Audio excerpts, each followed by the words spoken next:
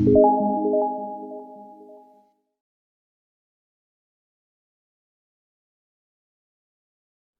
capítulo 19, y si hay algo que ha hecho Juan en este evangelio es que al principio ha sido muy general, ¿no? Ha tocado ciertas escenas de la vida de Jesús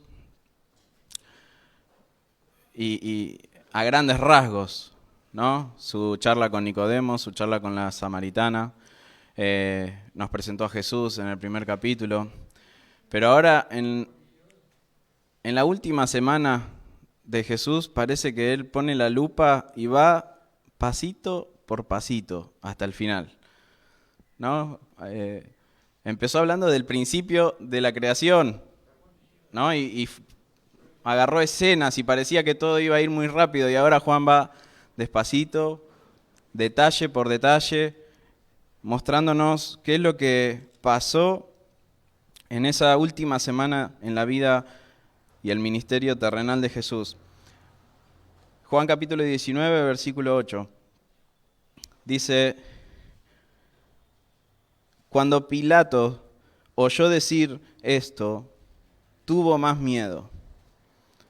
¿Qué oyó decir? Lo que dice el versículo 7. Los judíos le respondieron: nosotros tenemos una ley, y según nuestra ley debe morir, porque se hizo a sí mismo hijo de Dios. Cuando Pilato oyó decir esto, tuvo más miedo, y entró otra vez en el pretorio, y dijo a Jesús: ¿de dónde eres tú? Mas Jesús no le dio respuesta. Entonces le dijo Pilato: ¿a mí no me hablas? ¿No sabes que tengo autoridad para crucificarte y que tengo autoridad para soltarte? Respondió Jesús: ninguna autoridad tendrías contra mí si no te fuese dada de arriba. Por tanto, el que a ti me ha entregado, mayor pecado tiene. Desde entonces procuraba Pilato soltarle, pero los judíos daban voces, diciendo: si a este sueltas, no eres amigo de César. Todo el que se hace rey, a César se opone. Entonces Pilato, oyendo esto, llevó fuera a Jesús y se sentó en el tribunal, en el lugar llamado el Enlosado, y en hebreo Gabata. Y era la preparación de la Pascua, y como la hora sexta. Entonces dijo a los judíos: he aquí vuestro rey. Pero ellos gritaron: fuera, fuera, crucifícale. Pilato les dijo: ¿a vuestro rey he de crucificar? Respondieron los principales sacerdotes: no tenemos más rey que César. Así que entonces lo entregó a ellos para que fuese crucificado. Tomaron pues a Jesús y le llevaron. Amén. Oramos. Hermanos, que el Señor nos guíe en esta mañana. Padre amado, Dios eterno, te damos toda la gloria a ti, Señor. Y necesitamos en esta hora que ilumines nuestro entendimiento y que tú hables a nuestro corazón y transformes nuestra vida para vivir en obediencia a lo que tú nos enseñes hoy, Señor. Danos un corazón humilde, oídos atentos, ojos abiertos, Señor. Danos discernimiento y danos la capacidad, Señor, de vivir a la altura del ejemplo que tú nos has dado, Señor Jesús. Del ejemplo que tú nos has dado en este, el peor momento de tu vida. Te amamos, Señor, te bendecimos y rogamos que tu Espíritu ilumine nuestro entendimiento. En el nombre de Jesús oramos. Amén. Amén. Hermanos, ¿saben lo que es una paradoja? Una paradoja es una figura o un dicho o una proposición, un enunciado, una idea, un concepto o un hecho que contradice la lógica, contradice el sentido común. Y hay muchas paradojas famosas, ¿no?, que a lo largo de la historia el hombre fue pensando, fue diseñando. Todos conocemos algunas. ¿Qué fue primero, el huevo o la gallina? ¿No? Esa es una paradoja. ¿Qué pasa si viajo al pasado y mato a mi abuelo antes de que conozca a mi abuela? Y después mi abuelo no conoce a mi abuela, no nace mi papá y yo tampoco. Entonces nadie viaja al pasado, nadie mata a mi abuelo vive, ¿no? Y es como un bucle, ¿no? Esas paradojas. Y hay un montón, no voy a perder tiempo en esto, simplemente poder entender el concepto, ¿no? Y lo entretenido de las paradojas es que ponen a funcionar nuestra mente, ¿no? Nos ponen a, wow, ¿cómo se resolverá esto? Porque hay algo que nosotros tenemos por naturaleza, nos obsesiona resolver todas las cosas. Nos encontramos con una enfermedad nueva y están todos obsesionados con resolverla, ¿no? Todos obsesionados con erradicarla. Y cada problema, cada dificultad que se presenta, el hombre, su obsesión es resolverlo todo. El problema es que trata de resolverlo fuera de Dios, ¿no? Pero esto de las paradojas es un elemento muy fascinante en el Evangelio. El Evangelio está lleno de paradojas. La sabiduría de Dios es paradójica, es misteriosa. Cristo gana perdiendo. Cristo da vida muriendo. ¿Cómo puede ser? Miren cómo el Señor Jesús nos presentó el Evangelio. El que quiera ser mayor, hágase vuestro siervo. ¿No? Parece ilógico. Parece contra el sentido común. El que quiera salvar su vida, la perderá. Y el que pierda su vida por causa de mí, la salvará. Felices los que lloran. ¿Cómo podemos entender esto? Bienaventurados los que lloran. Bienaventurados los pobres. Felices los pobres en espíritu. Y Jesús no era el único. Pablo dice en Romanos capítulo 8, si vivís conforme a la carne, moriréis. Y si por el Espíritu hacéis morir las obras de la carne, viviréis. Pedro, en Hechos capítulo 3, miren esta frase. Matasteis al autor de la vida. Qué impresionante. Matasteis al autor de la vida. Y Juan también, cuando nos presentó a Jesús, en Juan 1:14 nos dijo, y aquel verbo eterno e infinito fue hecho carne. Ese verbo eterno e infinito pasó a ser finito. Invisible, pasó a ser carne. ¡Qué paradoja! Sin dejar de ser infinito, sin dejar de ser eterno. Bueno, hoy vamos a ver algo así, hermanos. Sí, de hecho, el título de este sermón es una paradoja. El libre preso y el preso libre. Eso es lo que va a pasar el día de hoy. Y aquí está el libre Pilato, en el versículo 8. Cuando Pilato oyó decir esto, tuvo más miedo. Pilato era el juez en este asunto. Y piensen en Pilato, hermanos. No había hombre más libre que él en ese lugar.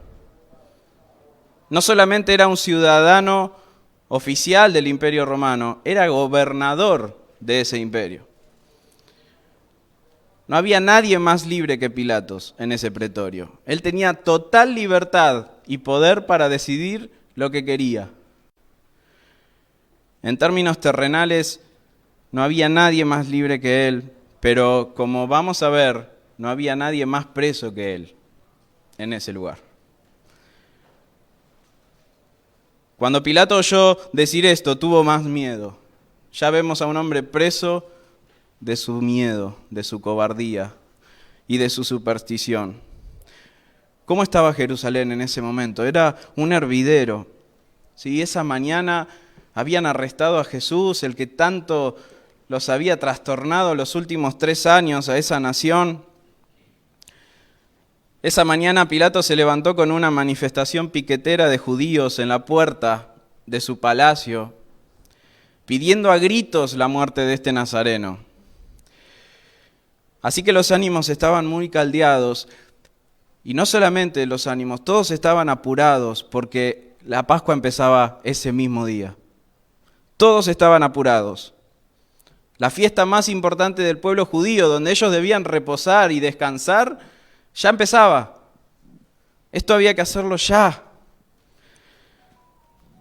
Y como Pilato, pensando en su posición, en su cargo político, no quería ningún disturbio justo en esos días. Está todo el mundo mirando Jerusalén. Era una fiesta que llamaba a todas las naciones del mundo. Sería trágico, ¿no? ¿Cómo iba a quedar la reputación de Pilato si pasaba algo, ¿no? Así que él no quería ningún disturbio, pero estos judíos eran impredecibles. Y miren lo que hizo Pilato. Él, poquito antes de lo que tenemos que estudiar, él había declarado que no halló delito en Jesús. Él era el juez, no era un cualquiera. Él era el juez. Él dijo, no hallo delito en él. Versículo 38 del capítulo 18. Le dijo Pilato, ¿qué es la verdad? Y cuando hubo dicho esto, salió otra vez a los judíos y les dijo, yo no hallo en él ningún delito. ¿Qué hizo después de decir esto? Mandó a azotar a Jesús. Pero miren la incoherencia de Pilato. Acababa de reconocer que no tenía nada en qué acusarle y lo mandó a azotar. Un castigo brutal en el Imperio Romano. Totalmente injusto. Era presa de su miedo. Un castigo tremendo, lleno de brutalidad, lleno de excesos de los soldados, como nos explicaba Raúl, no tenían límites. Le pusieron una corona de espinas, un manto, se burlaron, fueron mucho más allá de los azotes. Y seguramente antes de dar esa orden de azotar a Jesús, seguramente pasó lo que dicen los otros evangelios. Vino su esposa, dice en Lucas, y le dijo, no tengas nada que ver con este judío, porque tuve pesadillas anoche por él. Así que ya Pilatos tenía en su mente un poco de superstición encima, ¿no? La esposa no había tenido una buena noche, había soñado, había tenido pesadillas con Jesús. Entonces le traen a Jesús todo ensangrentado, magullado, desfigurado, con una corona de espinas, ridiculizado, con un manto real. Y todo eso por una decisión injusta que él tomó. Y en eso, después de haber escuchado a su esposa que había soñado con él, escucha a los judíos decir, ¿por qué lo acusaban? Porque decía ser hijo de Dios. Imagínense cómo impactó esto en la mente de Pilato, sumergida en el paganismo de la mitología romana y griega que estaban en esa época. ¿Y si era un hijo de los dioses? Capaz que era el hijo de Zeus, el hijo de Marte, el hijo de Júpiter. Mi esposa soñó con él, tuvo pesadillas, acá hay algo místico. Y yo lo mandé a azotar injustamente. Y encima lo que Jesús le decía a Pilato era tan raro, la escena era tan rara para Pilato. Mateo dice que Pilato lo escuchaba a Jesús, no lo escuchaba, con el simple silencio de Jesús. Pilato quedó maravillado, no podía creer, tenía a un ser excepcional delante. No era un hombre cualquiera, no era un judío común y corriente. Así que de alguna manera Pilato estaba siendo acusado por su propia conciencia. Y esto lo aterrorizó. Estaba preso de su miedo. Entonces dice el versículo 9, entró otra vez en el pretorio y dijo a Jesús, ¿de dónde eres tú? Mas Jesús no le dio respuesta. ¿Por qué Jesús no le dio respuesta? Pilato ya había tenido sus oportunidades. Fíjense cómo Jesús domina toda la escena. No puede no dominarla, ¿no? Pilato ya había tenido sus oportunidades, hermanos. Pocos habían tenido el privilegio de tener una entrevista personal con Jesús, ¿recuerdan? Contados con los dedos de una mano, Nicodemo, la samaritana, el paralítico de Betesda, 2 palabritas. ¿Crees en el Hijo de Dios? ¿Y quién es para que crea en Él? Yo soy. Esa fue una entrevista personal. Y este Pilatos tuvo el privilegio, el honor de tener una entrevista a solas con el Señor Jesús y la desperdició. La desperdició porque era un soberbio y era un ignorante. Pilato llegó a hacerle, Jesús guió la charla de tal forma que Pilato llegó a hacerle la pregunta que podría haber cambiado su vida: ¿qué es la verdad? Pero ni siquiera le interesó la respuesta. Se fue. ¿Qué es la verdad? Y se fue. Y hermanos, hay algo que debe llenarnos de temor con respecto a esto. Y es la reacción de Dios ante la incredulidad. Pilato le seguía pidiendo pruebas a Jesús. ¿De dónde sos? ¿Saben lo que le preguntó? ¿Qué has hecho? ¿Eres tú el rey de los judíos? ¿Qué es la verdad? Y ahora le dice, ¿de dónde sos? Cuando la última pregunta quedó sin respuesta, Pilato seguía pidiendo pruebas para creer. ¿Y Jesús qué hizo? No le dio respuesta. Jesús ya le había dicho lo suficiente, hermanos. Y a él no le interesó escucharlo. Así que ahora Jesús no tiene más nada que decir. Y muchas veces las personas parecen tener cierto interés por el Evangelio, ¿no? Y hacen muchas preguntas. Pero hacen muchas preguntas no para rendirse al señorío de Jesús, no para entregarle sus vidas a Jesús, sino para satisfacer su infantil e incrédula curiosidad. Son curiosos simplemente. Y vienen a las iglesias, se hacen un montón de preguntas y tienen todo un cuestionario que si se los podríamos responder, creerían supuestamente. Pero no están preocupados por la verdad, ni por su destino. Son como Pilato. ¿Qué es la verdad? Sin importar la respuesta. Ellos ven a Jesús y al cristianismo como una atracción del circo, ¿no? Como algo, no sé, como podemos ver una cultura de otro país y quedar, wow, mira qué loco lo que hacen, lo que comen, ¿no? Cómo se visten. Miren los cristianos, wow. Ellos ven, el mundo ve como si el cristianismo fuese una atracción más. Y siempre andan preguntando, curioseando, pero nunca le rinden sus vidas al Señor. Y algunos pretenden que Dios les conteste todas sus necias y caprichosas preguntas para empezar a creer en Él, como si fuera que Dios nos necesitara, hermanos. No, porque si vos me das todas las respuestas, yo voy a creer. ¿Y qué gano yo?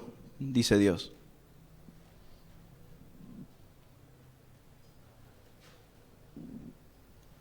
¿Cuál es la reacción de Dios frente a la incredulidad de Pilatos? Silencio. Fíjense la paradoja. Lejos de Dios ofrecer más pruebas para poder convencer de una vez a Pilato, ¿qué hace? Se acabaron las pruebas. Dios aborrece la incredulidad. Es tan Es un insulto para Dios que no creamos en Él, que no confiemos en Él. Lejos de Jesús ofrecerle más pruebas, lejos de ofrecer mejores argumentos, solo silencio y condenación eterna. No hay respuestas, no hay palabras.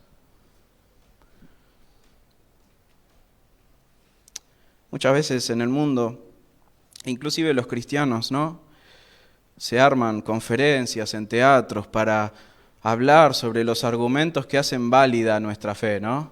Los argumentos científicos que corroboran la Biblia y charlas interminables para debatir con ateos que nunca se van a convertir, a menos que Dios haga la obra. Pero ahí están, ¿no? Y si uno pudiese responder todas las preguntas, creerían. Tan contrario a lo que hizo el Señor. Cada vez que el Señor detectó incredulidad, ¿qué hizo? Abandonó la escena. Cuando vio que la incredulidad de los judíos era irremediable, ¿qué hizo? ¿Se transfiguró delante de ellos? ¿Hizo venir esas 12 legiones de ángeles para que empiecen a creer que Él era el Hijo de Dios? No, se ocultó de sus ojos. Esa es la lógica de Dios. Que cuando nosotros estamos pidiendo más pruebas y empedernidos en que Dios nos muestre quién es, Él hace todo lo contrario, porque es una ofensa a su nombre. Él no tiene que demostrarnos nada. Ahí tienen toda la creación, hermanos. Ahí tienen sus conciencias dentro de ustedes. ¿Qué pruebas? El Señor dice en Mateo 7:6, no deis lo santo a los perros. Estas son palabras de Jesús. No deis lo santo a los perros, ni echéis vuestras perlas delante de los cerdos, no sea que las pisoteen y se vuelvan y os despedacen. Todo cristiano llega a un límite, hermanos, y este era el límite de Jesús. Pilato escuchó suficiente información de la boca de Jesús como para arrepentirse y creer, pero él rechazó las palabras de Jesús con total desdén y soberbia. Y amigo, amiga, que me estás escuchando en las redes o que estás en este lugar, ¿no te da temor que Dios deje de hablarte por causa de tu incredulidad?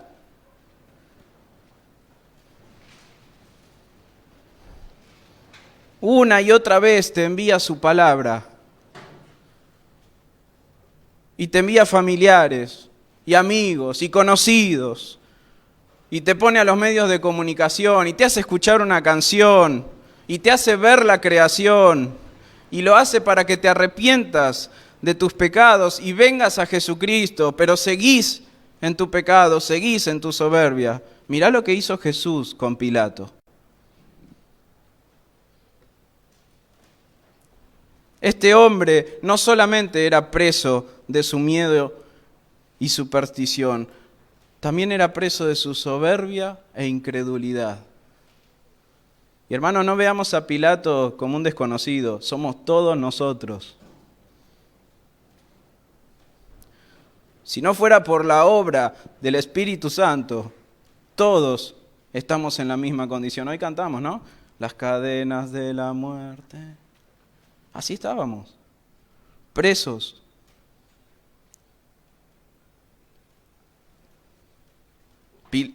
Jesús quedó callado, Jesús no contestó más nada.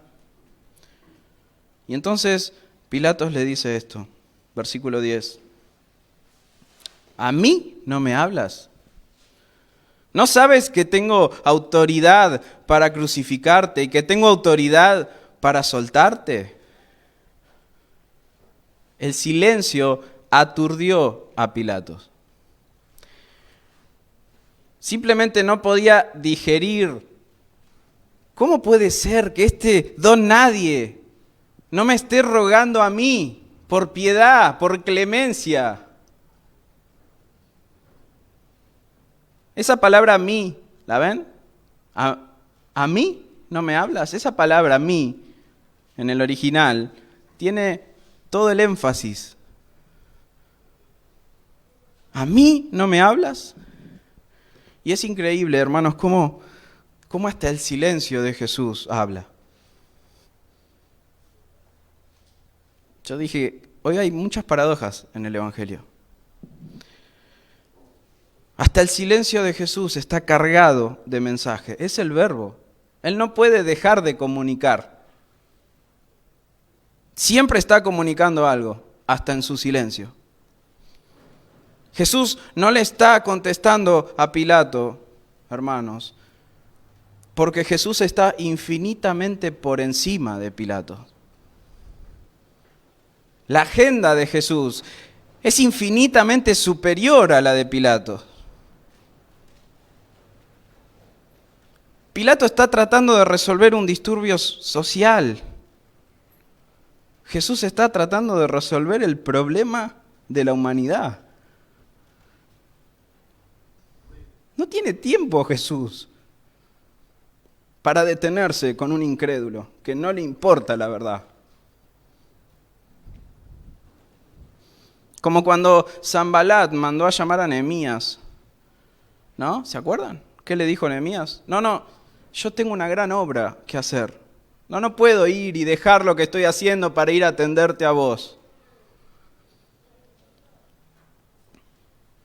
En otras palabras, hermanos, el silencio de Jesús le estaba comunicando a Pilato cuán insignificante era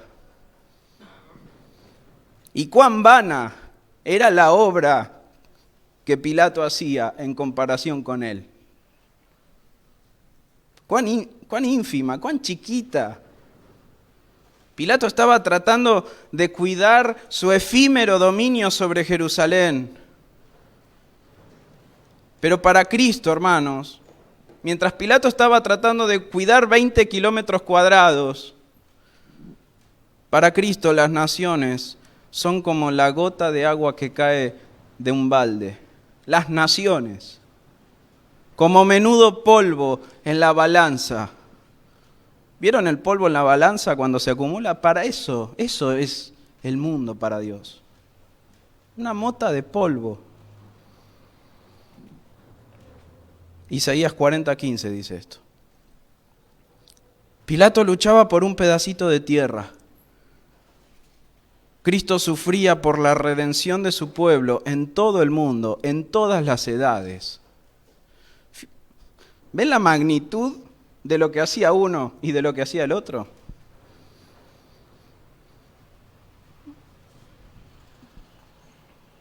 Jesús no necesitaba hablar con Pilato porque su vida no dependía de Pilato.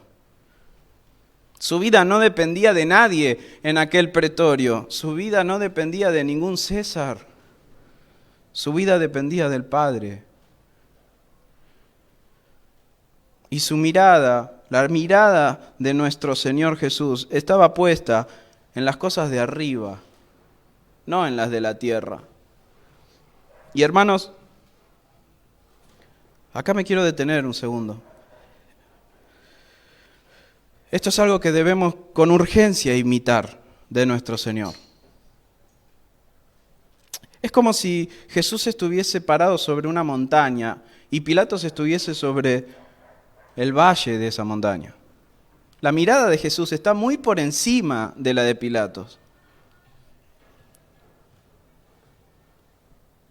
Y los reyes de este mundo, hermanos, se enseñorean de las naciones, se adueñan de la creación de Dios, se adueñan de la autoridad que Dios les delegó, ¿no? Y elaboran planes perversos y estrategias para aumentar su autoridad, para conservar su poder, para enquistarse en esos lugares.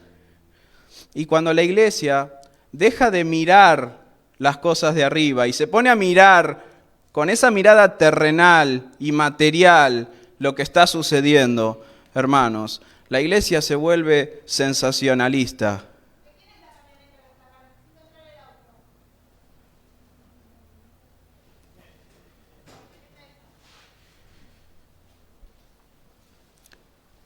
Hermanos, cuando la iglesia pone su mirada en las cosas de la tierra, se vuelve sensacionalista, conspiranoica y política.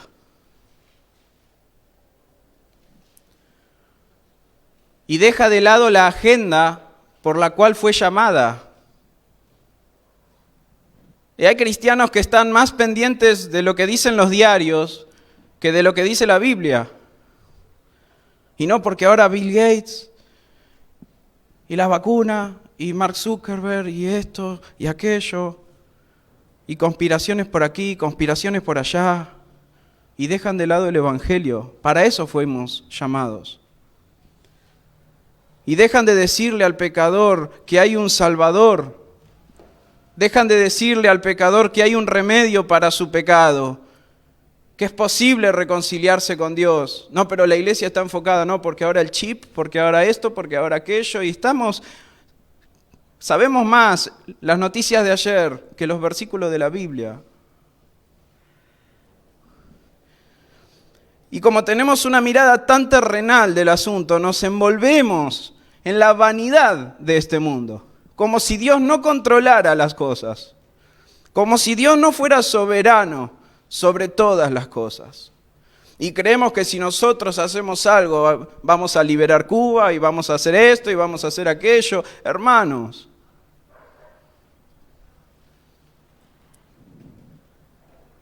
¿qué puede hacernos el mundo, hermanos? ¿Qué pueden hacernos los hombres? Lo pregunto con sinceridad. Porque nuestra fe está muy por encima de la agenda de este mundo. Infinitamente por encima. La misión que tenía Jesús es la misma que tenemos nosotros. Jesús debía redimir a la humanidad y nosotros tenemos la misma misión, guiar a la humanidad al Redentor. A ver, para los que estamos acá. No, porque ahora van a hacer una cosa y no nos van a dejar comprar y vender y vamos a perder nuestros bienes. ¿Y? ¿Qué debería decirle el cristianismo a esto? Sé vivir humildemente, sé tener abundancia, todo lo puedo en Cristo que me fortalece. ¿Me quitas la capa? ¿Querés la túnica también?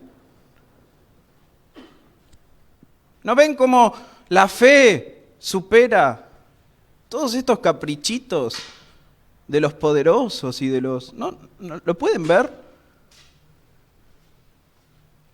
No, porque ahora van a matarnos. Para mí, el vivir es Cristo, el morir es ganancia. Nuestra fe ha vencido al mundo, hermanos. No tiene nada que hacernos el mundo. No tiene nada para ofrecernos. Nada.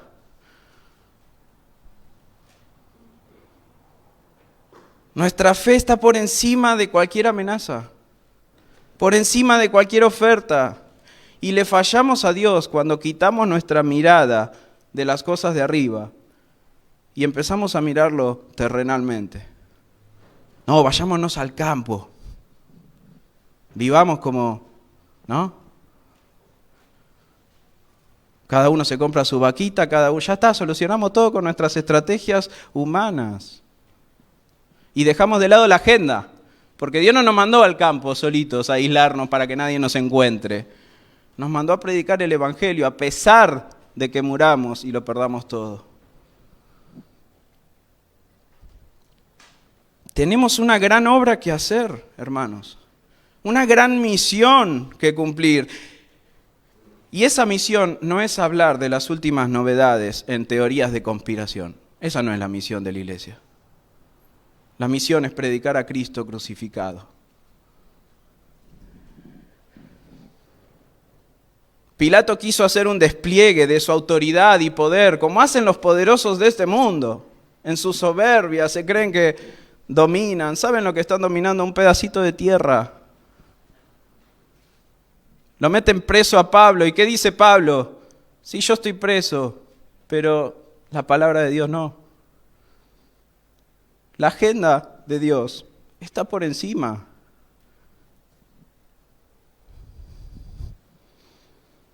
Jesús ignoró por completo a Pilatos, como si fuese un niño caprichoso. ¿Vieron los niños cuando se ponen caprichosos y uno tiene que no darle importancia para que no se crean tan importantes? Es exactamente esa escena. No, porque yo tengo autoridad para crucificarte y para... Ninguna autoridad tendrías si no te fuese dada de arriba.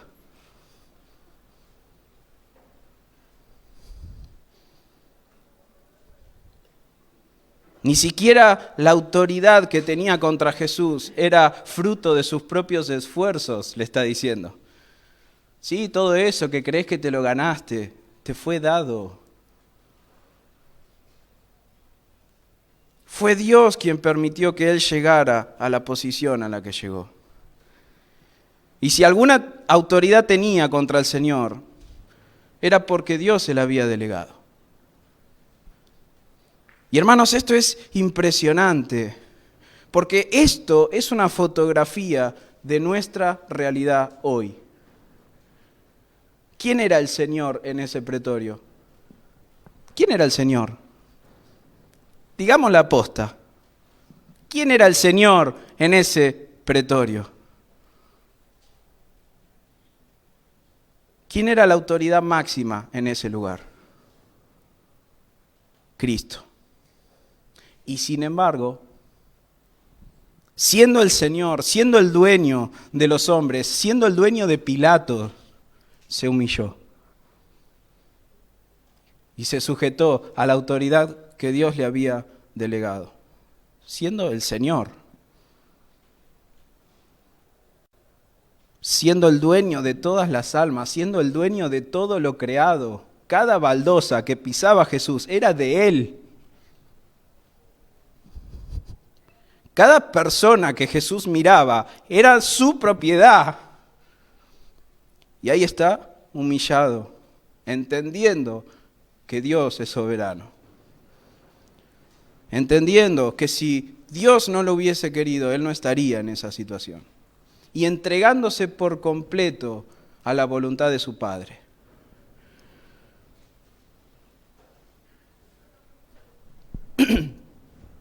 Hermanos, el Señor, siendo el Rey de todos, se humilló a sí mismo. ¿Para qué? Para nuestra redención, para nuestro beneficio. ¿Qué necesidad tenía Él de soportar las tonterías vanas de Pilato? Ninguna. Lo hizo por nosotros, para nuestro beneficio. Y la novia de este Jesús es igual a Jesús. Porque somos su cuerpo, somos su carne, somos sus huesos. Y al igual que en ese pretorio no existía una autoridad más grande que Jesús, no existe en el mundo una institución más importante y poderosa que la iglesia. No existe. Y no hablo de una institución externa, visible, como la Iglesia Católica o esta institución o aquella. Estoy hablando de la Iglesia del Señor Jesús, de los que creen y le han rendido su vida al Señor Jesús. No hay institución más grande que esa. La historia se rige en función de esa institución, en función de esa comunidad de cristianos. La ONU no es más importante que la iglesia. La ONU le va a rendir cuentas a la iglesia. ¿No saben que vamos a juzgar a los ángeles? Dice Pablo. Sí, nos cuesta entenderlo, ¿no? Que Dios nos dé semejante gracia. Pero no es el FMI más importante que nosotros, hermanos, ¿eh? Ningún gobierno tiene mayor poder y autoridad que la iglesia. Ni las puertas del infierno pueden prevalecer contra la iglesia. Miren lo poderosa que es la iglesia. Que cuando la iglesia quiere sacar muertos del infierno, va, los busca y los saca. Y nadie la puede detener.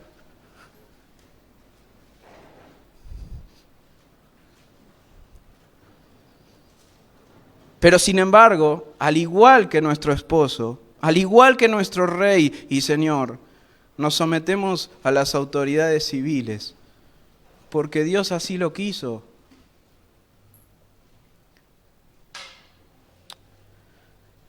Hermanos, si para Jesús había 12 legiones de ángeles dispuestas, ¿qué creen que para nosotros no? ¿Son solo para Jesús? Somos su pueblo. Pero esa no es la misión de la iglesia. La misión no es perder al mundo. La misión no es destruir al mundo. La misión es que el mundo sea salvo por Él. A pesar de que nos persigan a nosotros. A pesar de que tengamos que morir nosotros. La misión es que el mundo viva, aunque nosotros muramos. Porque eso es lo que hizo el Señor. Se humilló para nuestra redención. El que a ti me ha entregado, le dijo Jesús, mayor pecado tiene. Y esto es algo que debería llenarnos de temor también. Caifás, el sumo sacerdote, fue quien entregó a Jesús a Pilato. Y Jesús le está diciendo, mirá, Pilato, vos vas a recibir pocos azotes.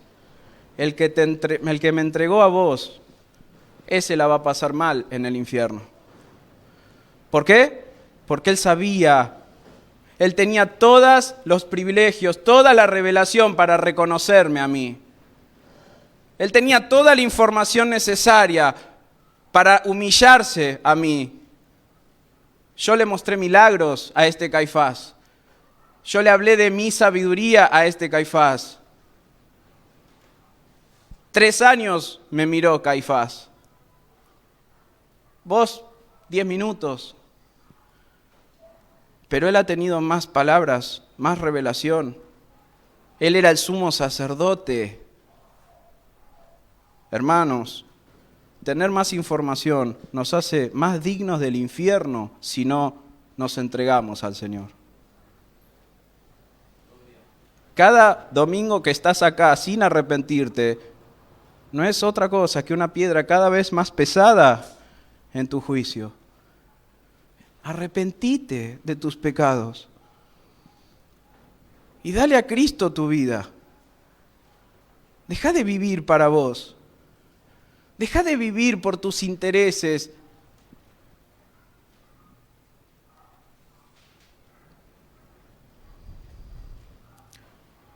¿Qué pasó con Pilatos? Versículo 12. Desde entonces procuraba Pilato soltarle. Lo que los judíos habían tratado 3 años de hacer, de prenderlo y llevarlo preso, ahora este estaba desesperado por soltarlo. Pero los judíos daban voces diciendo, si a este sueltas, no eres amigo de César. Todo el que se hace rey a César se opone. Entonces Pilato, oyendo esto, llevó fuera a Jesús y se sentó en el tribunal, en el lugar llamado el Enlosado y en hebreo Gabata. Era la preparación de la Pascua y como la hora sexta. Entonces dijo a los judíos, he aquí vuestro rey. Pero ellos gritaron, fuera, fuera, crucifícale. Pilato les dijo, ¿a vuestro rey he de crucificar? Respondieron los principales sacerdotes, no tenemos más rey que César. Así que entonces lo entregó a ellos para que fuese crucificado. Pilato no solamente estaba preso del miedo y la superstición, no solamente preso de la soberbia y de su incredulidad, no solamente preso de su propia vanidad, él estaba preso también de su orgullo y ambición. Realmente estaba acorralado. Quería sacarse de encima a Jesús como pudiera para mantenerse en su lugar, pero sus obligaciones lo impedían. Si soltaba a Jesús, quedaba a la merced del cinismo del pueblo judío. ¿Ustedes se piensan que los judíos eran leales al César?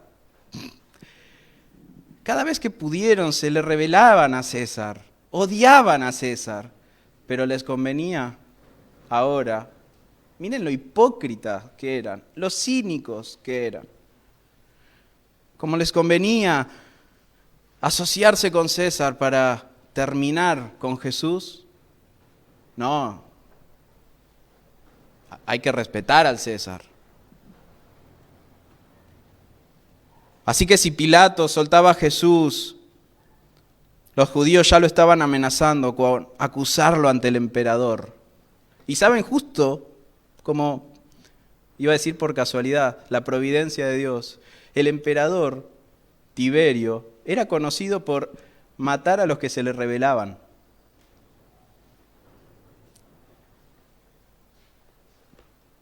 Ser acusado de traidor para Pilato no significaba únicamente el fin de su vida política, significaba el fin de su vida. Pilato quedó frente a una importantísima decisión. O hacía lo correcto y soltaba a Cristo a costa de su propia trayectoria y de su propia vida, o salvaba su estatus y comodidad a costa de la vida de Cristo, el justo, el que no halló pecado. Y no había otra opción, y tampoco había tiempo. Era como la hora sexta, había que comer la Pascua. ¿Cuán parecido es esto a lo que sucede en ciertas posiciones de autoridad, hermanos? Cuando quienes, por pretender conservar su estatus y privilegios y poder, son capaces de entregar la verdad a la muerte. ¿Cuánto daño le han hecho al Evangelio quienes, por aferrarse a la vanidad de un título humano, han hipotecado y vendido la verdad? ¿Cuántas asambleas han existido en donde la verdad termina entregada, ultrajada y asesinada para satisfacer el hambre de poder y la ambición de ciertos hombres corruptos, orgullosos, cobardes,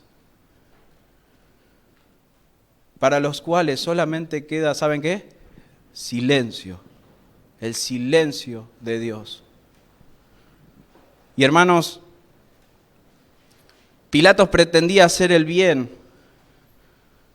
Él quería soltar a Jesús, eso era bien, eso estaba bien, eso era lo bueno. No condenar al inocente. Pero él estaba dispuesto a eso en cuanto él no tenga un precio que pagar. Él no estaba dispuesto a perder nada por Jesús. Él prefirió su silloncito de juez, prefirió sus 20 kilómetros cuadrados, prefirió toda su vanidad, lo efímero de su vida y su reino. Hermano, se creía tan libre y era totalmente preso. Estaba totalmente esclavizado. Y por defender su puestito, entregó la verdad a la muerte. No nos creamos mejores. ¿Cuántas veces entregamos la verdad para caerle bien al mundo? ¿Cuántas veces entregamos nuestra lealtad y obediencia a Jesús por mantener nuestros compromisos con el mundo? No porque me van a echar del grupo. No porque después no me van a invitar más. Entonces no me congrego. Entonces no les hablo de Cristo. ¿Cuántas veces entregamos a muerte la verdad por estar cómodos, por mantener nuestro estatus? Hermanos, ¿cómo podemos llamarnos cristianos si entregamos a Cristo cuando deberíamos mostrarle nuestra lealtad? ¿Cómo es que decimos que somos cristianos? ¿Cómo nos decimos sus discípulos cuando en el tiempo en que el mundo nos ofrece un plan mejor, pateamos a Jesús y nos vamos con el mundo? Ah, pero somos sus discípulos. bellos discípulos. Si no fuera por la gracia de nuestro Señor, si no fuera porque Él está dispuesto a perdonar nuestros pecados. Pero hermanos, seamos leales a quien nos llamó. Amén.